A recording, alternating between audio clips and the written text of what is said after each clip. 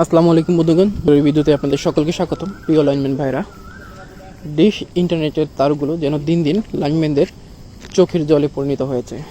এই ডিশ ইন্টারনেটের তারের জন্য বিদ্যুতের খুঁটিতে লাইনম্যানদের উঠতে অনেক সময় অনেক দুর্ঘটনার শিকার হতে হয়, অনেক কষ্ট করতে হয়। বিদ্যুৎ কর্মীরা অনেক সময় বিদ্যুতায়িত হয়ে থাকে এই ডিশ ইন্টারনেটের কারণে। দেখুন, ভিডিওতে আপনার ভালো করে লক্ষ্য করে দেখুন, এই খুঁটিতে ডিশ ওয়াইফাইয়ের যে তারগুলো সেগুলো জরাজীর্ণভাবে বাঁধা ছিল। যে কোনো কারণবশত শর্ট সার্কিট হয়ে সেই ফাইবার কেবলগুলোতে বা তারগুলোতে আগুন ধরে এখানে কি একটা বিশৃঙ্খলা বা মানে ভয়ঙ্কর পরিস্থিতি তৈরি হয়েছে সেটা আপনার ভিডিওতে ইতিমধ্যে দেখতেই পেয়েছেন।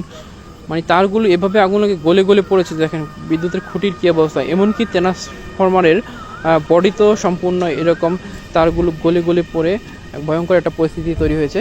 গ্রাহক কিন্তু এই ভয়তে বা আতঙ্কে ফায়ার সার্ভিসও খবর দিয়েছিল।